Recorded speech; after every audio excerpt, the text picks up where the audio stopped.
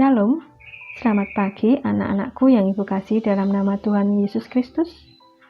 Bertemu kembali kita dalam Bina Iman SMP Kristen Aletheia. Pada pagi hari ini, renungan pagi ini Ibu akan mengambil judul Menjadi Pribadi yang Bertanggung Jawab. Dasar firman Tuhan pada pagi hari ini terambil dalam Roma 14 ayat yang ke-12. Demikianlah setiap orang di antara kita akan memberi pertanggungan jawab tentang dirinya sendiri kepada Allah. Dipertegas dalam Ibrani 4 ayat yang ke-13 bahwa segala sesuatu terbuka di hadapan Tuhan dan kepadanya kita harus mempertanggungjawabkan segala hal yang kita lakukan dalam hidup kita. Anak-anakku, mengapakah kita perlu bertanggung jawab? Tanggung jawab adalah tahu dan melakukan apa yang Allah harapkan dan apa yang orang lain harapkan dari kita. Untuk itu, tanggung jawab adalah suatu hal yang sangat penting dalam kehidupan, karena tanggung jawab menyangkut orang lain dan terlebih diri kita. Kita bertanggung jawab atas setiap pikiran, perkataan, sikap, dan tindakan kita secara pribadi. Semua ini harus konsisten dengan perintah Kristus, karena pada hari penghakiman itu semua akan dinyatakan dan dihakimi berdasarkan kasih yang murni.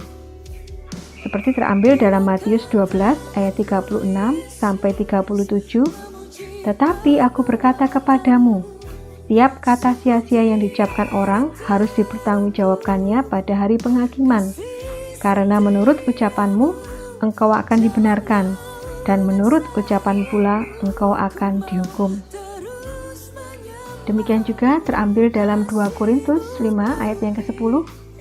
Sebab kita semua harus menghadap tahta pengadilan Kristus, supaya setiap orang memperoleh apa yang patut diterimanya sesuai dengan yang dilakukannya dalam hidupnya ini, baik ataupun jahat.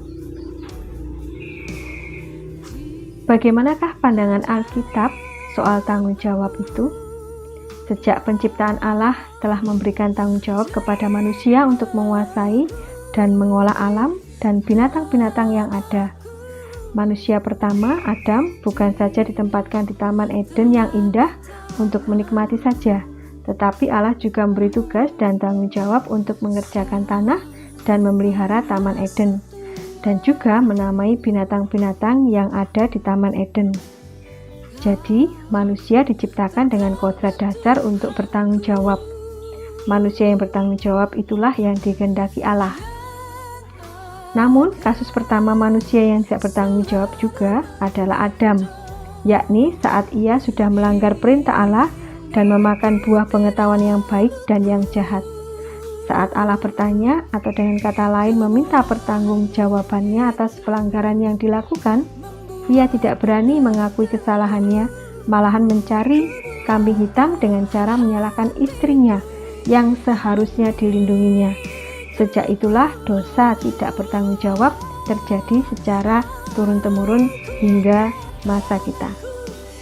Menurut pengamatan, telah terjadi krisis tanggung jawab di zaman ini. Di sekolah misalnya, murid yang tidak belajar sewaktu ulangan tetap tenang saja mengambil jalan pintas dengan menyontek. Dalam keluarga, suami sebagai kepala keluarga yang harusnya memikul tanggung jawab untuk memenuhi kebutuhan seluruh keluarga tidak bekerja, malahan melimpahkan tugas kepada istri yang seharusnya mengurus rumah tangga sekaligus bekerja di luar rumah. Dan masih banyak hal-hal lain, contoh-contoh manusia yang tidak bertanggung jawab. Dari mana munculnya rasa tanggung jawab? Tidak secara otomatis setiap anak tumbuh dan langsung memiliki rasa tanggung jawab. Rasa tanggung jawab harus dipupuk dan dibina semasa pertumbuhan. Boleh dikatakan bahwa setiap masa kehidupan memiliki tugas perkembangan tersendiri. Anak-anakku, bagaimanakah langkah-langkah untuk bisa menjadi pribadi yang bertanggung jawab? Pertama, kembangkan sikap percaya diri. Rasa percaya diri berkembang saat seseorang mulai mengenali kemampuannya, mendapat kesempatan dan kepercayaan untuk melakukan apa yang mampu ia kerjakan sendiri dan memperoleh penghargaan dari orang lain atas apa yang sudah ia kerjakan. 2. Memiliki sikap disiplin. Tanggung jawab juga berhubungan erat dengan disiplin. Hal yang penting dalam disiplin adalah peraturan, konsistensi, dan imbalan atau hukuman. Jadi, saat kita menjadi orang yang taat pada perintah ataupun peraturan, bertindak konsisten, inilah namanya bertanggung jawab. Ketiga, tidak menyalahkan orang lain. Kalau melakukan kesalahan, dia berani mengakuinya. Ketika mengalami kegagalan, dia tidak akan mencari kambing hitam untuk disalahkan. Bahkan kalau dia merasa kecewa dan sakit hati, dia tidak akan menyalahkan siapapun. Dia menyadari bahwa dirinya sendirilah yang bertanggung jawab atas apapun yang dialami dan dirasakannya. Keempat, bersikap optimis. Orang yang bersikap optimis selalu berusaha melihat segala sesuatu dari kacamata positif, bahkan dalam situasi yang buruk sekalipun. Dia lebih suka membicarakan kebaikan daripada keburukan orang lain. Lebih suka bicara mengenai harapan daripada keputusasaan. Lebih suka mencari solusi daripada frustasi. Lebih suka memuji daripada mengecam. Kelima, biasakan berkata-kata dengan jujur. Jika kita menjadi orang yang jujur, maka itu membuktikan bahwa kita adalah orang yang bertanggung jawab dan dapat dipercaya orang lain. Yang keenam, menepati janji. Ketika kita membuat janji dengan orang lain, usahakan tepati janji. Dari situ orang akan mengetahui betapa bertanggung jawabnya kita. Mari anak-anakku, kita belajar mewujudkan menjadi pribadi yang bertanggung jawab, sehingga nanti ketika di akhir zaman, pada saat memasuki masa penghakiman, kita dapat mempertanggungjawabkan segala perbuatan kita di hadapan Tuhan. Amin. Mari kita berdoa. Tuhan Allah yang Maha Kasih, sungguh kami bersyukur atas kasih dan kemurahan Tuhan dalam kehidupan kami. Kami mengucap syukur atas keselamatan yang sudah Tuhan anugerahkan kepada kami.